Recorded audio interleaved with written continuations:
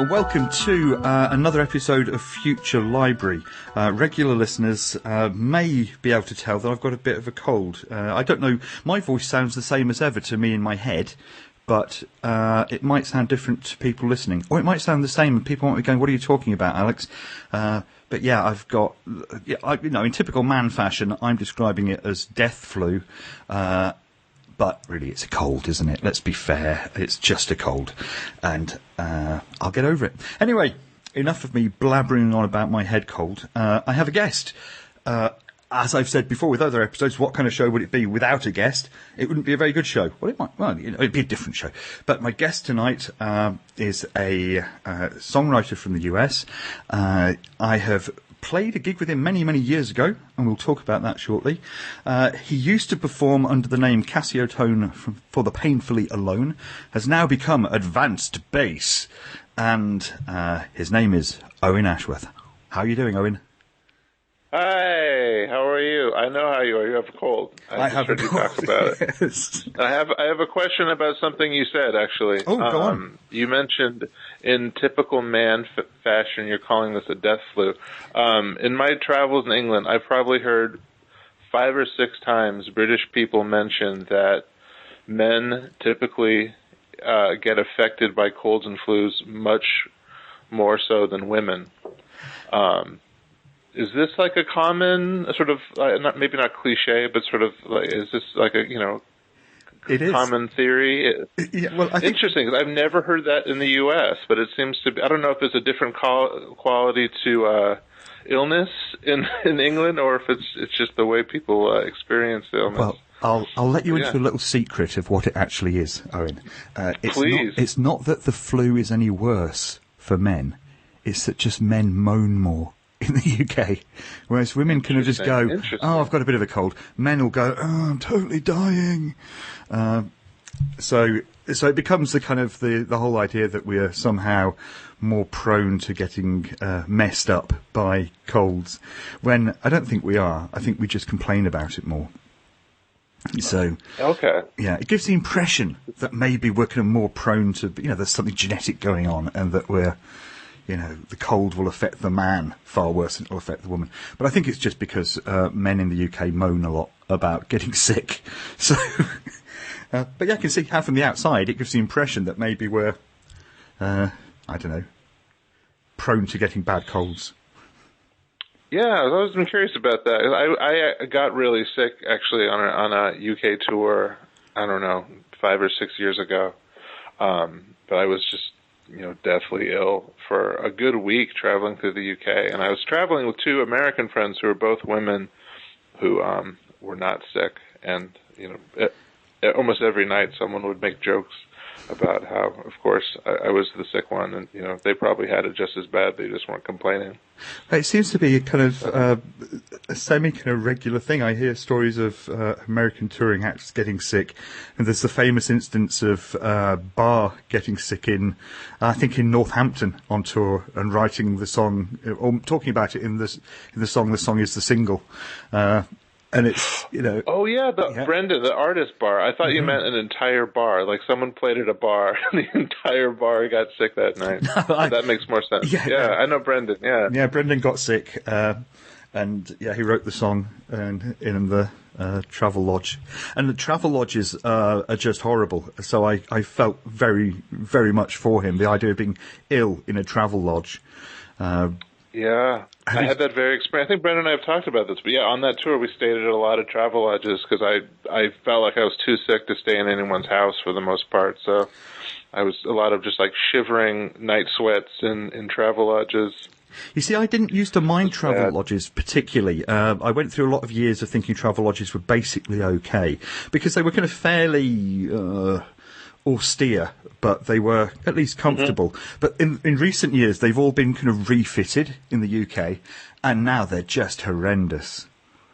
They are the most uncomfortable, unwelcoming spaces imaginable. And yeah, when I come to the UK for a tour, I enjoy the first night in a Travelodge, just kind of for nostalgia and old time's sake. But yeah, more than one night spent in a Travelodge is my morale plummets generally. I kind of have a theory that staying in a Travelodge for more than 3 nights starts to let you know what it feels like to be dead. That's my theory. Was it Travelodge that Alan Partridge stayed at in his series, or was it an off-brand? It was a mock version. It was a travel tavern he stayed in. Travel tavern. Okay, yeah, I think it was very much intended to be a travel lodge. Got it. Yeah, he stayed in a travel tavern, or as Chris Morris described it. How to describe it in the episode with the farmers? He said something about how he alienated everybody he met, and that was why he was sleeping in a ditch. And he goes, "It's not a ditch, it's a travel tavern." And he said, "Oh, look, I don't care what you call your sordid little grief hole." And it's like, yeah. So it does feel a little bit like that. But yeah, you stayed at my flat in Dundee 10 years ago. That's right, I remember. Yeah, that was the first time I came to Europe at all. My first tour overseas, and it was 3 months. And I remember I was in the UK for a heat wave. I don't think it was too bad in Scotland, but like traveling through England, like everyone was sort of complaining and apologizing to me for the weather. But I guess it's mostly, I mean, it didn't seem terribly hot to me from where I came from, but except that the fact there's no air conditioning anywhere, which was a big difference in what. No, I remember it was 2000. It was 2003, wasn't it? I remember that was quite a hot summer. And it was hot in Scotland as well. I remember going over one day, going out with Dominic, who you met at the time, who was playing in the Moths with me back then. We went over the bridge. We went kind of for a walk one day over the bridge and right round to the beaches on the other side. And we went. It was a really long walk, and we realised halfway round that we hadn't taken any water or anything with us, which is kind of stupid. Oh yeah. And then got very, very thirsty because it was very, very hot, and then we're very, very pleased to find a pub that was open. But yeah, I remember it being quite warm, and I remember you played at the Art Bar, which was a tiny little place in Dundee. And me and Dominic played as well, and that was, you actually played it was the last time the duo version of the Moths ever played together, that show. So it was a kind of. What happened after that? Well, Dominic went back to Canada, and then because she was only visiting at the time, and you know, that's right. Yeah. So she went back to Canada. And then we kind of split up a few months later as a couple, and then that kind of meant that it split up as the band as well. But I kept on going on my own then for a long time, and then after a while got fed up of doing it, which is kind of interesting because I was reading one of your interviews, and it kind of ties in to I was reading about why you kind of brought Casiotone to an end, and it tied in a bit because obviously you've gone from being, a lot of people will have known you for Casiotone for the Painfully Alone. And now, doing the advanced bass thing. And I thought it was quite interesting the reason you'd said so. I'll let you explain that. I mean, what kind of led you to decide that Casiotone had reached its natural end? Yeah, there's a lot of things. I kind of just felt like the universe was telling me to do it.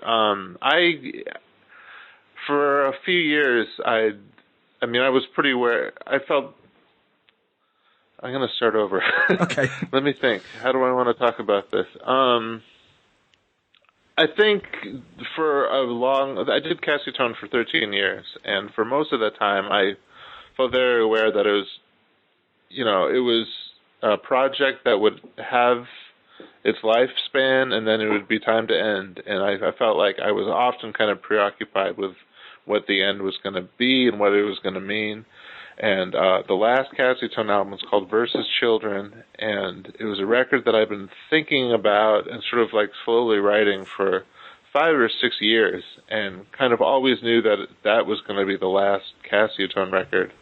And I recorded some other things sort of in between, and before I worked out that last record, and then I toured that last record for as long as it seemed responsible, out of respect for my label and for wanting to get everything out of the project and doing everything I wanted to do. Like I did tours with full bands, and I kind of felt like I'd realized those songs in every way that I wanted to, and lots of different arrangements and things like that, and getting to play with and tour with bands that I really wanted to play and tour with.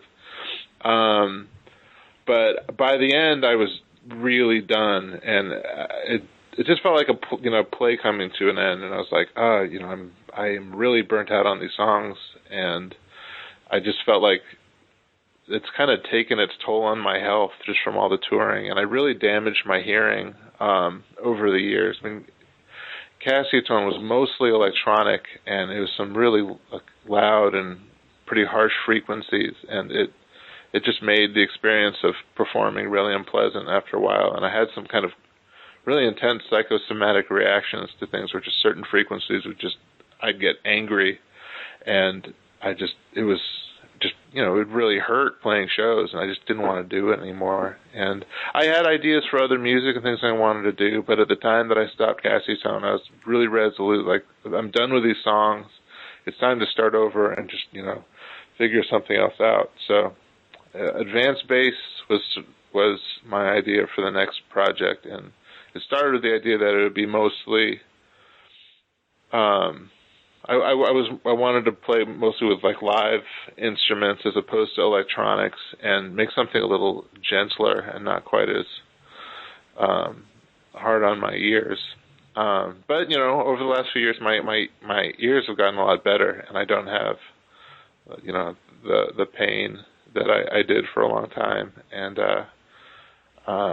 Advanced Space did start as a band, but just out of necessity and over time, it has dropped back to just being me for the most part. I have other people that I'll occasionally play with live or record with, but it's mostly just me again. And I've started playing some Casiotone songs again occasionally, because after a few years, I started to miss them, and it feels nice to play them and not hate them.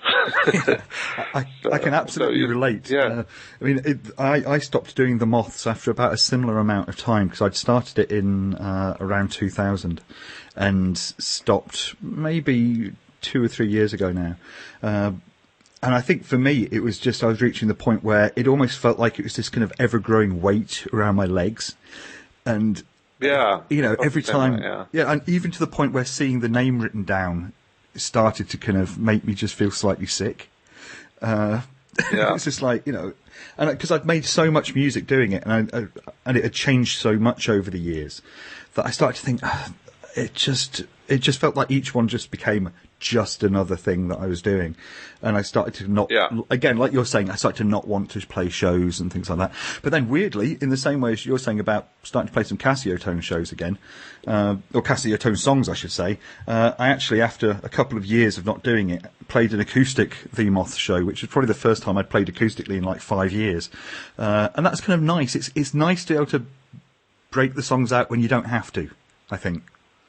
And I don't know, is that what you found, that, having the pressure off means you can appreciate playing them again when you want to without feeling that you have to? Absolutely, yeah. And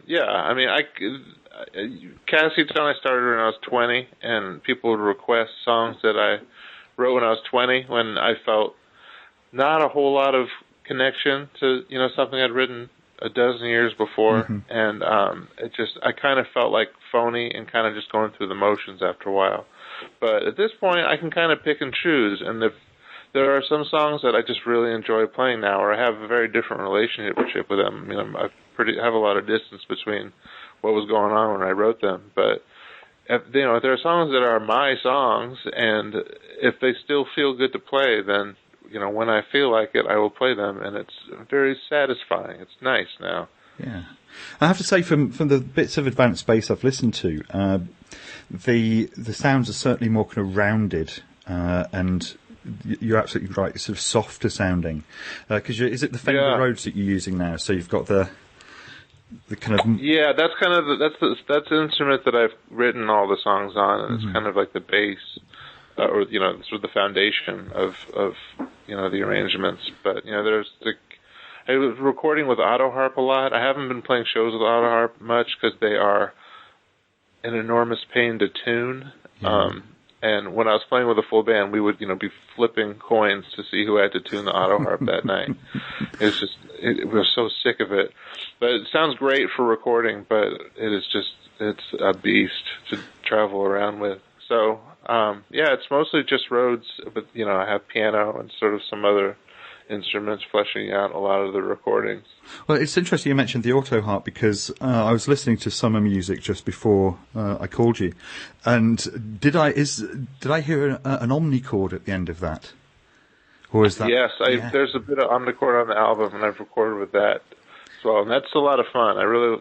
It's just one of those instruments that it doesn't take a lot to play, and every once in a while, just like a splash of that instrument, it just sounds really like sparkly and magical, but there's like zero skill to playing that thing, but it's kind of like a nice secret weapon to have. I try not to rely on it too much because I feel like it kind of always starts to sound the same on too many songs, but it can be a nice sort of accent. Yeah, I actually had one for a little while, and I'd really like to get another. The reason I had it, and I loved my omnichord, but I had to sell it because at the time my wife and I were quite kind of skint, so we were having to look at things we were willing to let go. But yeah, I do miss my omnichord because there is something about them that you just pick them up and they almost play themselves for you, don't they? You just put your hands down and something musical comes out straight away. I have found, though, and it's something that I can't understand why more people haven't done it. I've started to play around with things on my iPhone and my iPad, and I have found a couple of apps that are actually quite kind of similar to the omnichord in a way. But you'd think with touchscreen instruments, it would be the perfect thing to emulate, but I don't know why there aren't many. Yeah, I've been kind of surprised there isn't just a straight-up omnichord, replicator. Yeah. I mean, there are a couple. I found an app that was similar, and I have a 2-year-old daughter, and so I bought this music app that kind of works similarly as an omnichord that she really enjoys playing with. But it's not quite the same thing. But it seems like Suzuki should really get their act together and just make like a fake omnichord app. Yeah. I'm sure people would go crazy for it.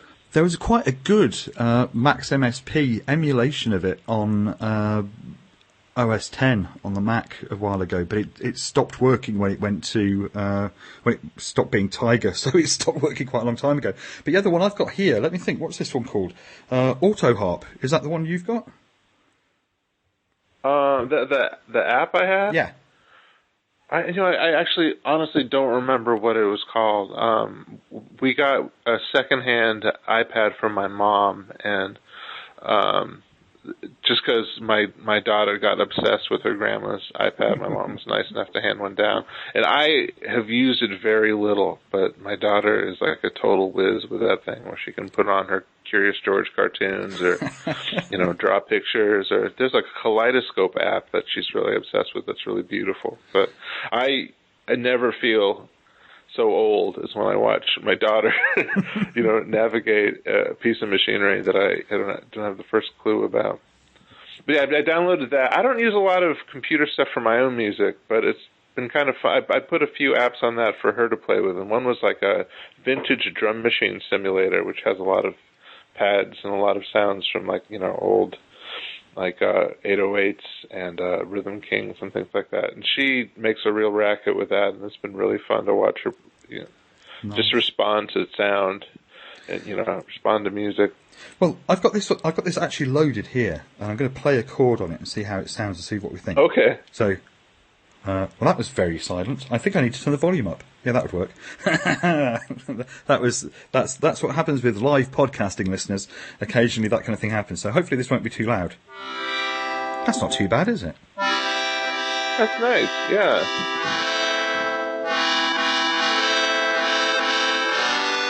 That's quite a Casiotone chord sequence, that.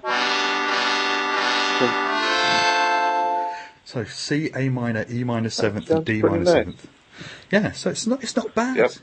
But yeah, I think you're absolutely right. I think Suzuki are missing a trick there. They should just release a straight emulation for touch devices, and they'd have. I know a bunch of bands who would download that thing in a heartbeat. Yeah. Yeah, because I did love the actual omnichord, but there's, I think from a kind of practical point of view, being able to have one on your phone that sounds exactly like it would be brilliant. Yeah, but we can't release this podcast, you realize, because we need to go right to the patent office and get this taken care of. Well, we've got until the beginning of January to do that. Which actually made me think of something else, that because some of the podcasts I'm recording quite a long way ahead of when they come out, what happens if some event happens, and then this comes out? If I die in the next couple of weeks? Well, I wasn't thinking of something quite that dramatic. Well, dramatic, but not directly involving either of us. I mean, if you died in the next couple of weeks, which, you know, God forbid that happened, then I'd release it as a tribute podcast. And I'd change the music at the beginning to minor key music. Perfect. You know, but it's like, you know, what if there's like some global catastrophe at some point, and then we're not talking about it? Yeah. World War IV. Yeah. Well, you know what? People will figure it out. People are smart. They know how time works. It'll be all right. Well, I figured a solution to this. We could just say, oh, and that thing that happened. Man, that thing that either happened or didn't happen. Wasn't that either amazing, awful, or non-existent? Whoa. I have a Bill Withers live record where, as he's starting a song, it's a really good song called I Can't Write Left-Handed, and he has this little preamble on the record from the show talking about Vietnam War, but by the time the record came out, the Vietnam War was over. And so as the band is sort of kicking into the song, Bill Withers, like in the recording studio afterwards, like comes on mic and he's like, we recorded this before Vietnam War ended. And so I always thought that was really interesting. It's like there must have been like a panic at the studio at the time they were finishing the record. They're like, the war's over. What about our anti-war song? And he's like, give me the mic. I got something.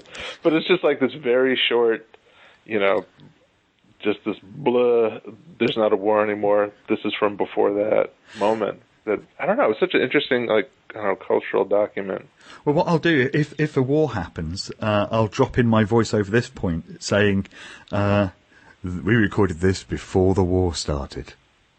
Exactly, Or I'll have a whole load recorded ready for it, and it'll be like, you know, we recorded this before the zombie invasion happened. Or, of course, we recorded this before the singularity happened.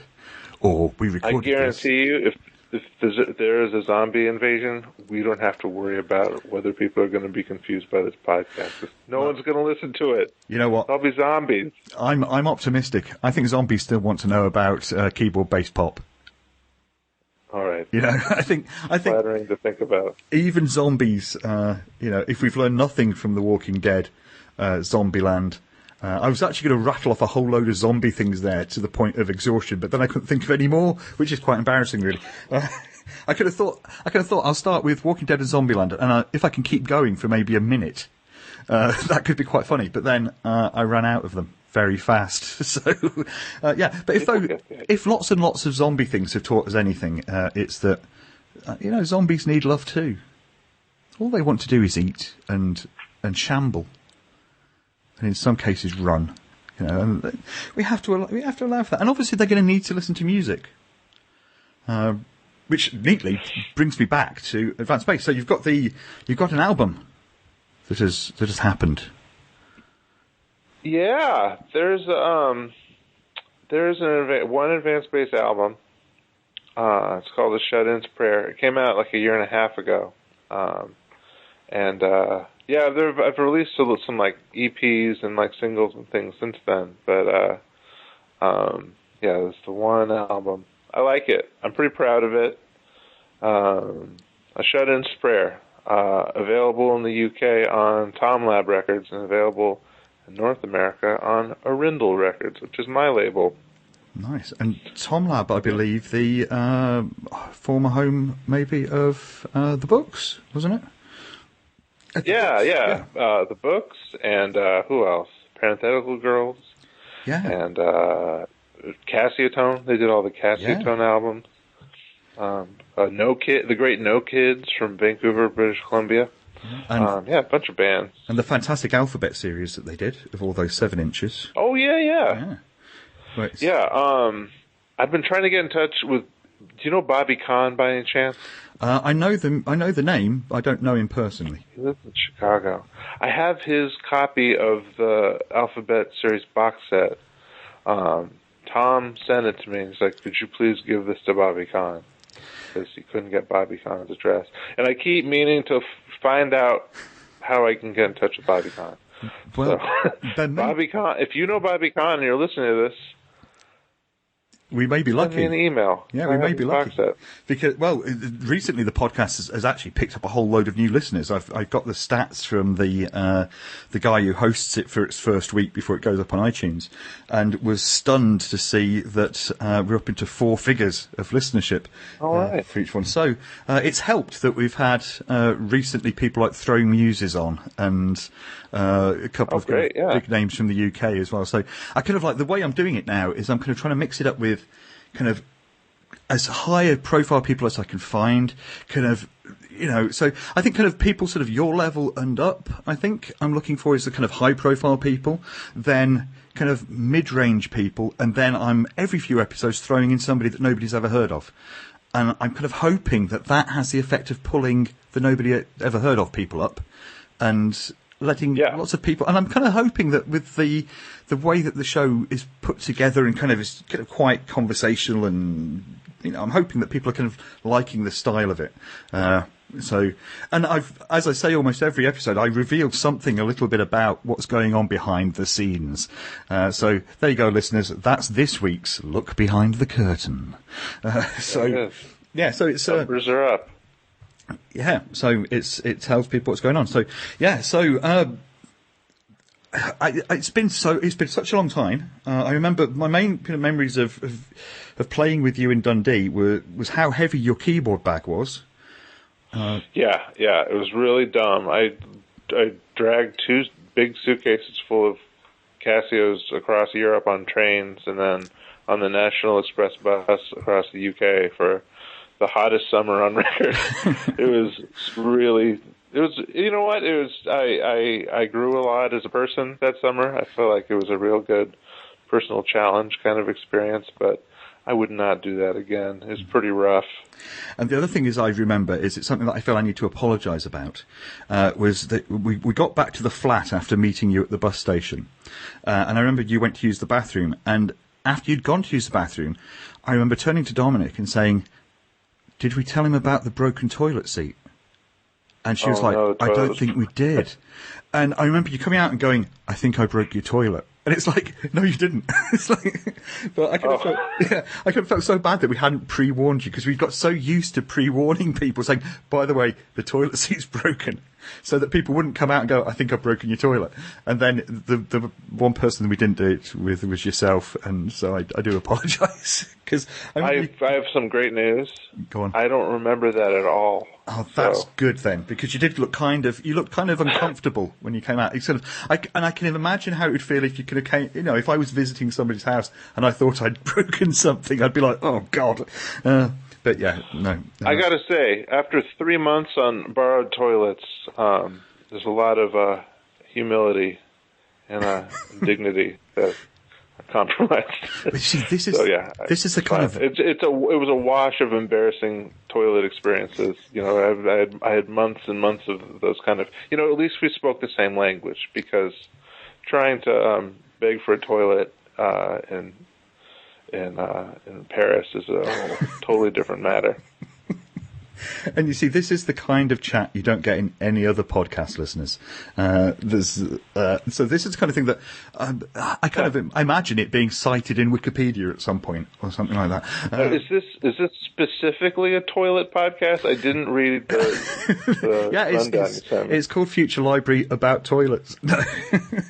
I have to say, I have had one recently where I was talking to Lachlan Rattray, who's a musician from Glasgow, and we spent an inordinate amount of time talking about working in old people's homes, and all the unpleasantries that go with that. So it does have a kind of way of going in directions that sometimes aren't pleasant. Then we can laboratorial bent.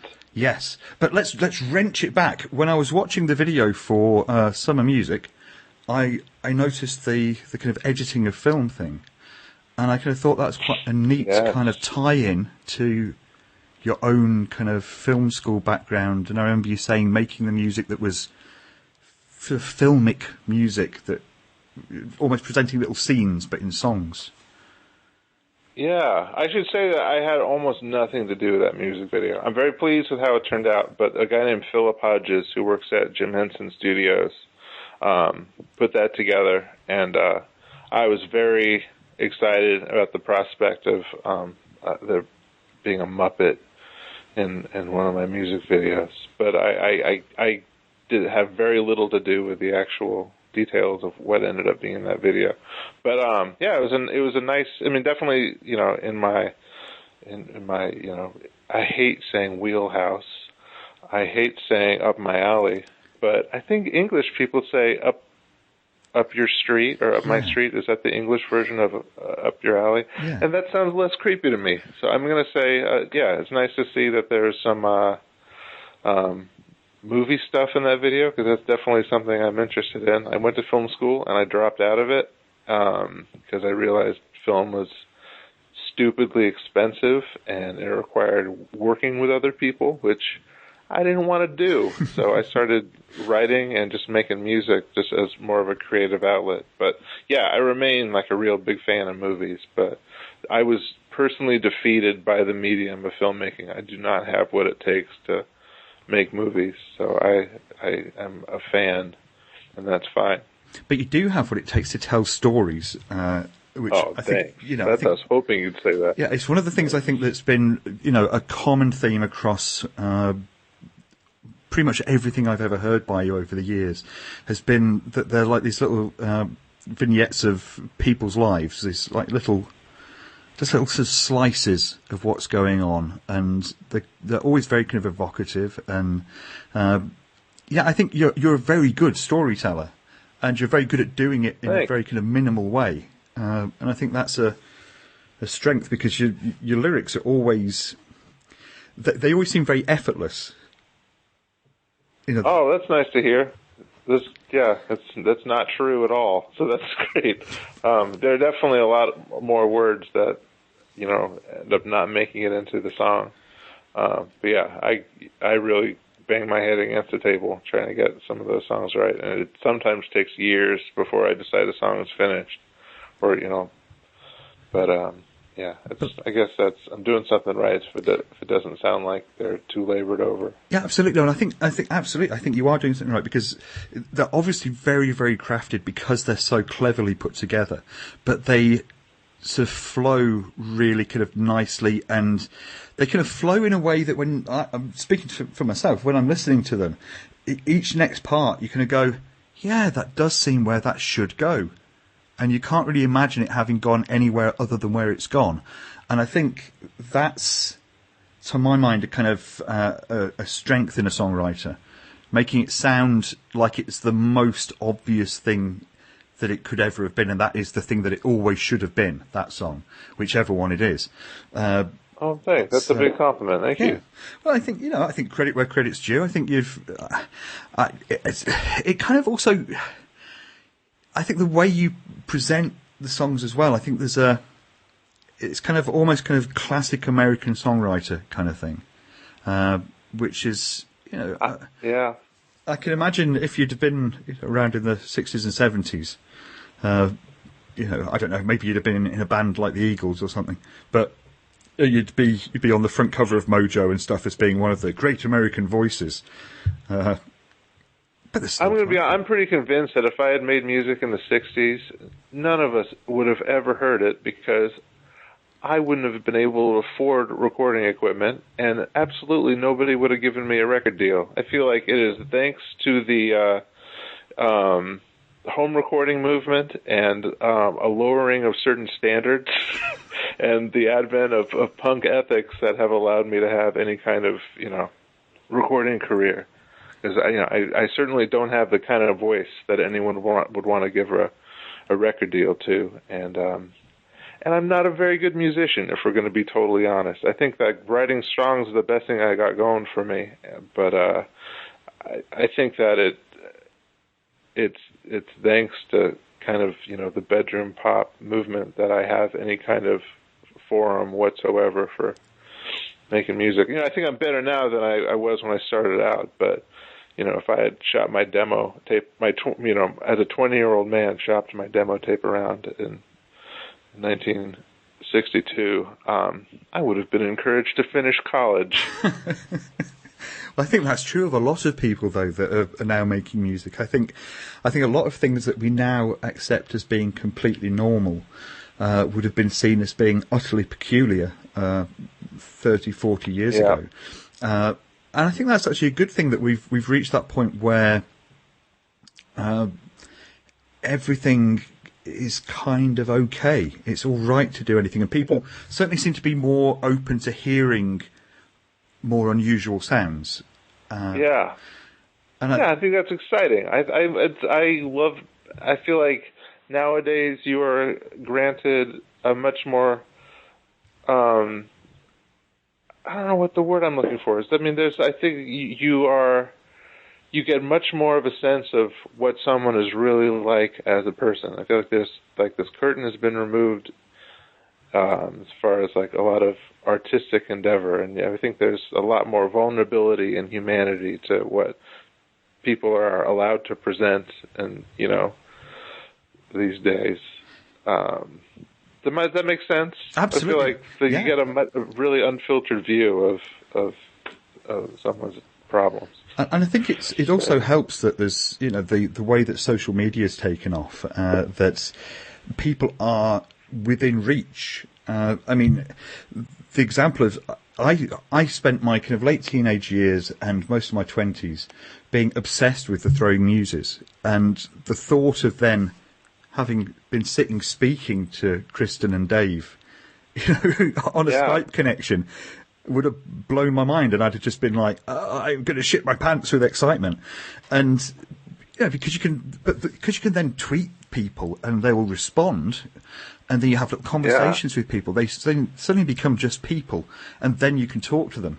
And I think that's good in some ways, and I think it's maybe I think with super famous people, I think it can be maybe a bit risky for them, because they'll obviously, with a larger fan base, there's a much greater risk of having psychopaths amongst that fan base. But I think at the level that that we're dealing with, I think there's less chance of that, and it's nice to be able to kind of have that personal contact with people that maybe 20, 30 years ago, all they would have ever remained would have been names in magazines and on record sleeves. Yeah, and I think it's really positive. I am amazed that I've had such positive experiences for the most part with social media. I feel like I hear so many horror stories of people just getting these terrible messages and getting, heckled and things like that. And for the most part, people are really nice to me, and I am relieved and very grateful for that. I was going to say something about Kristen Hirsch. I just found out recently that she babysat a really good friend of mine when my friend was really small. My friend Marina grew up in Providence, Rhode Island. Her dad was a rock journalist and was friends with Kristen, and for years she was their babysitter. I think that was the sweetest thing, and it made me love her music even more to know that she was a really good babysitter to my friend. I think things like that are nice, aren't they? That you find out that there's that kind of humanity behind people, and I think that's what social media has been great for, is revealing the person behind various acts. Because for everybody who's like yourself, who kind of writes these kind of very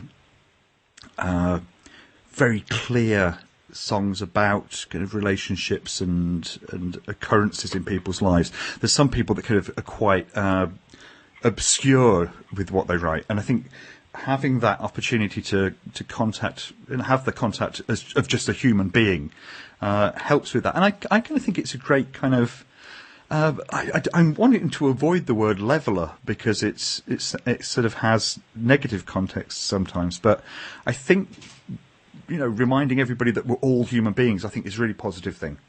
I think that's what I'm trying to get at. Yeah. And I think there's no harm in that. And it's and the internet has been fantastic. It's actually interesting. My wife and I, Kat, we were talking about what happened was we were talking today about the fact that I had this awful realization today that the Second World War was closer in years to my birth than I am from my birth now.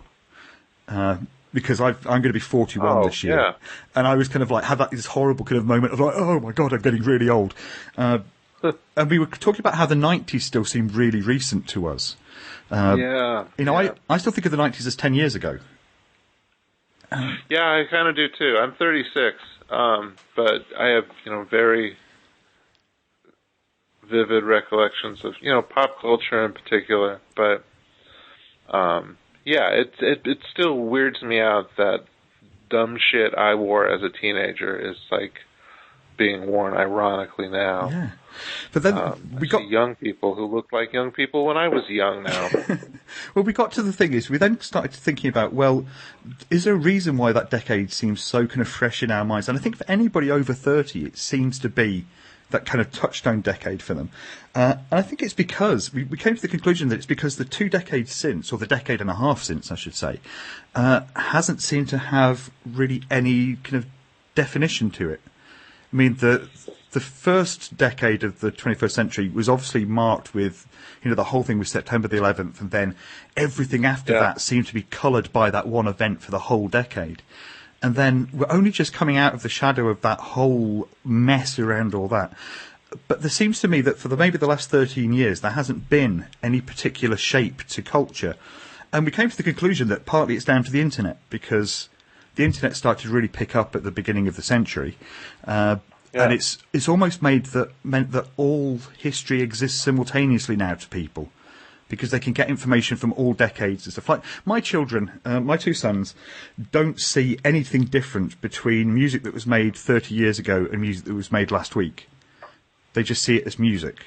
And I think that's something that maybe our generation didn't experience, because we were always having to kind of get things filtered through gatekeepers like the music press and friends and things like that for recommendations. And now everything's there.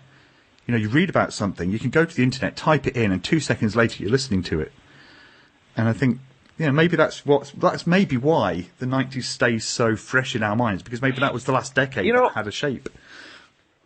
I think that is also just sort of, we're close enough in age where I think that the 90s were just kind of a really significant formative time. Like, that was when we were teenagers. Mm-hmm. So I think every generation has like a particular fondness to like the era when they kind of, came into their own. And I think that with time, I think we'll be able to recognize more distinctions of like what made the aughts different than the 90s, or the aughts different than the teens. Like, I'm not sure I agree with that there hasn't been like a more, defining cultural signposts in, the last 13 years. I certainly think music has changed. I think that, everything is digital. And everything is just compressed like crazy, and everything is. I mean, if it is an auto-tune, there is just sort of like a computer kind of uniformity to so much recording, where you don't hear mistakes in popular music. But I think like when I listen to the radio, like I can't believe this is music. Sometimes, I mean, it makes me feel like a totally old man. But I think that sort of like what is sort of acceptable in like the mainstream for like pop music certainly sounds different than it did in the '90s, where I don't know, you'd at least hear some weird voice breaks or some weird off notes occasionally in a 90s song. But then I suppose on the other side of it, with kind of pop hits now, there are some very peculiar kind of sounds that would have been seen as kind of quite extreme in kind of left field electronica 10 years ago. And I think that's the only thing I can draw from it that I kind of see as a positive of a lot of kind of chart stuff, is that the producers certainly are sneaking an awful lot of stuff that would have been considered very avant-garde in. Even somebody like will.i.am is chucking in sounds that are, because some of them are really quite out there, and you can listen to them, you go, yeah, you know what, that reminds me of, Venetian snares, or, that sounds like some kind of piece of J-pop I heard that was kind of crazy lo-fi stuff, and it's, but then are they just stealing it? That's the thing. Are they just kind of cultural magpies? I think it's really exciting that so much of the weird, like, house and techno and like, dance music from, like, that sounded so bizarre to me, and like, sort of context-free. When I was a teenager, like, hearing dance music, I was like, this is crazy. Like, who listens to dance music? And it's just, that is just so, just the norm now. Like, it has influenced so much music. And I don't know, it's kind of cool to see those things to go from being so weird to so normal. Yeah. That's something about hearing weird house music and rap music now is kind of exciting to me. I'm okay with that. Yeah, actually, it's interesting you mentioned rap, because I think rap and hip hop, certainly the backing tracks in that, have really kind of embraced avant-garde electronica sounds and a kind of sparseness, and I think that's very exciting, the sounds that are coming out of that. But I kind of think that basically, if you want to know what's going to be the sounds of the pop charts in 10 years' time, you go and have a look at what's going on in the underground now, and those sounds will filter through. You look for the most extreme sounds in the underground now, and those will be the norm in 10 years' time, and the sounds in the underground will be even odder. But I think it's great. I think the whole kind of package of having all these things happen. But yeah, on the other hand, though, I do know what you mean. I feel like a very old man when I put the radio on, because I just put it on and I think, oh, this is just shit, and I switch it off. Yeah. But then I go and listen to something that else is current, which is something, that I'll have got from somebody who's a friend, or somebody who's recommended something from a Bandcamp page or something like that. I think what's stopping us turning into the old fuddy-duddies of the previous generations is that we're keeping up with what's current, but we're not keeping up with what's current in the mainstream, if that makes sense. I see what you mean, yeah. Yeah. Yeah, I find I listen to commercial radio pretty infrequently these days, but I really enjoy putting on just like the hip-hop station every couple weeks and just hearing what is right now, because I feel like the same songs get played so much that listening to too much of the radio just bums me out, because I'm hearing the same 5 songs over and over again, and I get too obsessed with payola and thinking about what these people must have shelled out to be on the radio this much. I just get obsessed with sort of like the politics and finances of radio. But it's really fun just to put every couple of weeks put it on the radio and hear something crazy, because I feel like especially like hip hop stations, there's something so sensationalist about like the big hit singles, where you will hear something sonically insane, and people will say crazy stuff, but you will also hear the most insane sounds, and that can be so exciting. It's like action movies. It's like listening to action movies through your radio. Fantastic. I like that analogy. I think that's a really good one. It actually reminds me that I've got to chase up Dose One of Themselves and Subtle and Cloud Dead fame, because I did tweet him and ask him if he'd come on the podcast at some point, and he has said he will. So hopefully, fingers crossed, because I've been a huge fan. I mean, listening to his stuff is always tremendously exciting. Yeah, and again, he's somebody who reminds me a little bit of his... Go on. Oh, I was just going to say, I played a show with him in Germany a few years ago, and after knowing his music and just hearing so much about him for so many years, it was a real treat to know that he's like just a really nice and good guy. Yeah. But he has a really, really pleasant experience meeting him, and I tell him I say hi if he comes on. I really like that guy. Yeah, I'm kind of quite excited about it, but I've kind of reached that age where I now don't allow myself to get too excited until something's actually happened. Until I've actually got the person on the other end of the line talking to me, then I can go, done it, yes. Yeah. Because otherwise you get disappointed if it doesn't happen. So, yeah. That's very it. So, I should let you go fairly shortly. So what happens if people want to find out about you? Where should they point their little pointy things on their screens? Yes, well, the name of my band is Advance Bass. That's Oh, sorry, I just heard my daughter crying. She's up from her nap. Advance Bass is spelled ADVANCE, and if you add music and .com to that is the website for my songs. And I also run a little label called Arindel, where I've released all the advanced bass, and I've also putting out some records for a woman named Julie Byrne, who makes really beautiful sort of psychedelic folk music, and for my brother Gordon, who makes really crazy American primitive and like tape drone music. The Arindal website is orindal.com, and there's a lot of mail order for Casiotone and advanced bass and other stuff there. Well, I will put links to those in the descriptions for the podcast as well. So if any listeners want to find that information, as your daughter is up and about, I should let you go to look after familial matters. Owen, it's been an absolute pleasure speaking to you. I hope you get back to the UK likewise. soon. I now have a spare room, so if you actually come to this part of the world, I now have a spare room with an ensuite bathroom you can stay in. So it's very fancy. It's really nice. I appreciate it. Thank you very much. You're more than welcome to come and stay at our house anytime. Well, it's been a pleasure. All that's left to say is thank you for joining us. Thank you for listening, listeners. And there'll be another podcast fairly soon. And Owen, thank you very much. And bye-bye.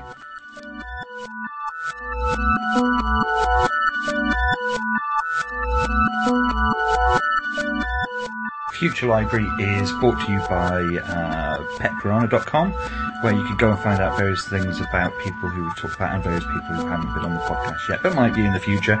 If you want to follow us on Twitter, it's twitter.com/futurelibrary1, so that's Future Library with a number 1. And you can email me at alexbottom@gmail.com. And don't forget to subscribe via iTunes. Just search for Future Library there. That's it. Thanks.